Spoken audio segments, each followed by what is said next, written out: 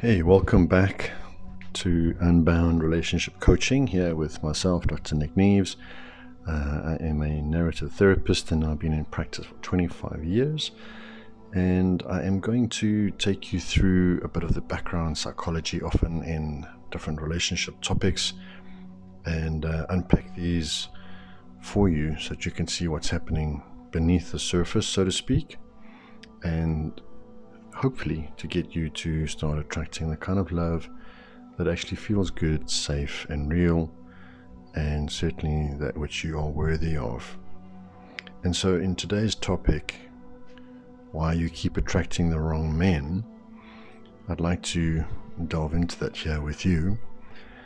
And I'd like you to just consider that story that has been experienced so far in your life, that one where you feel that you probably have been living the same love story, but just with different guys. Do you know what I mean?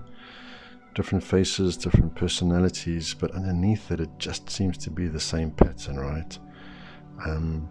You meet them, the chemistry is great, you feel the attraction, all the sparks are flying, but it's been ending in a pretty similar way for you so far. Is that you? I know I've certainly been there. And first off the bat, just please know that you're not broken. There's definitely a hidden psychology behind why you keep attracting the wrong guys.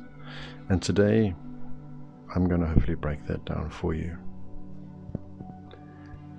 In my experience, working mostly with women, they often think that it's luck or fate or just not in the stars or it's some karmic issue.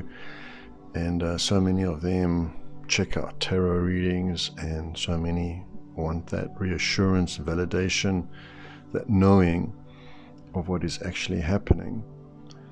And they can be really anxious in their relationship pursuit. And, I completely respect and understand that there is also a biological clock ticking to help a woman get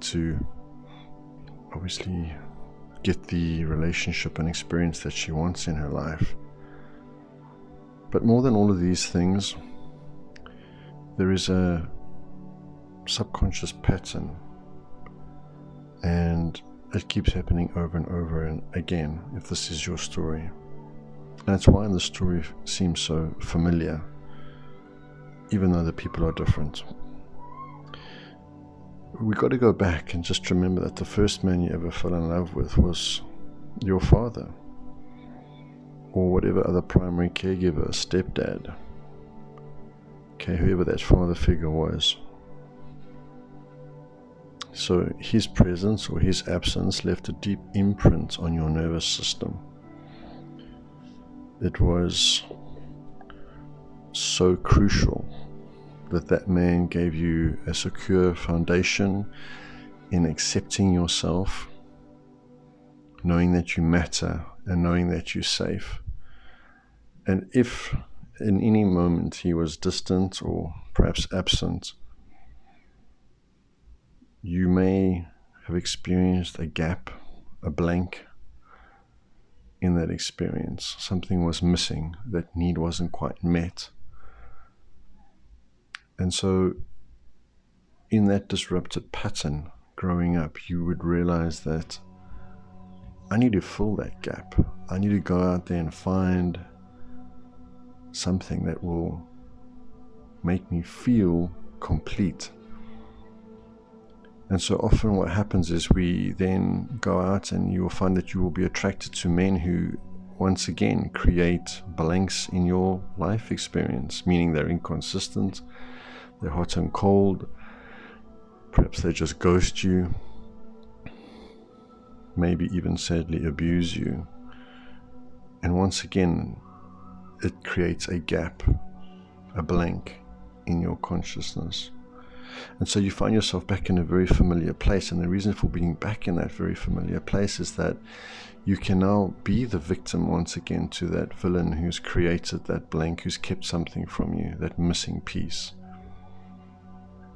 And so how perfect now that you've met this man that you can now replay this dance with, and you can hopefully this time prove that you're worthy of having that gap filled, that blank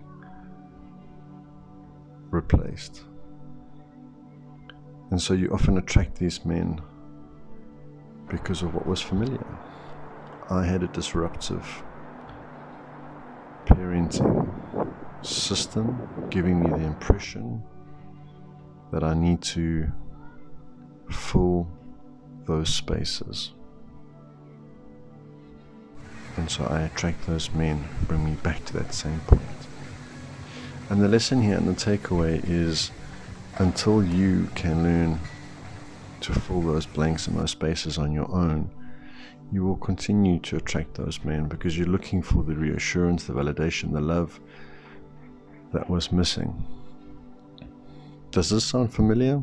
I'm sure you've heard this story before. I'm hopefully using different language here that will help shed more light on it for you so that you can perhaps see it through a slightly different lens. So just remember that your brain actually prefers familiar pain over unknown pain, right? The fear of the unknown is often the devil in the room.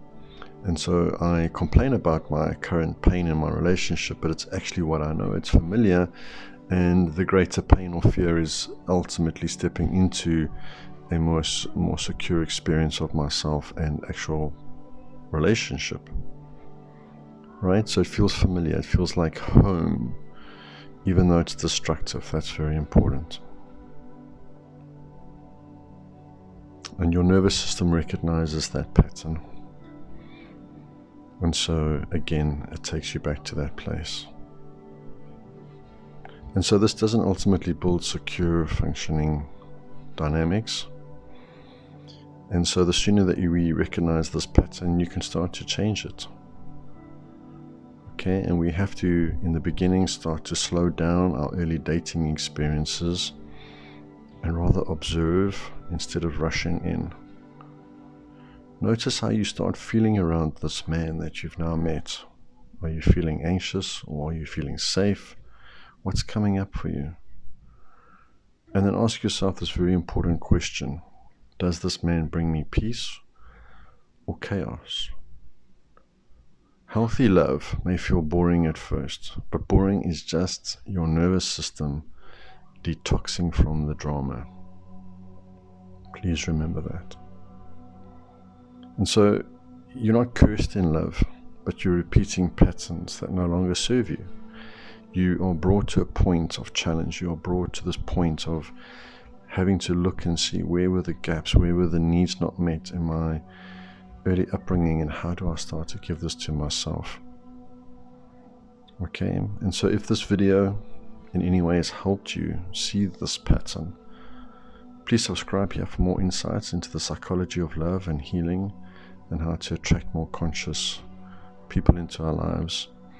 And I'd love to hear from you if you recognize this pattern in your life. So comment below, and please, your takeaway from this video is know that you are acceptable, know that you matter, and know that you are safe. And the more that you can start to build that relationship with yourself, and you know that's what you are. I am acceptable. I do matter. I am safe. You develop a currency in life that says, I have worth, I have meaning, and therefore I can be creative and go and enjoy myself. So thanks for tuning in. Catch you on the next video.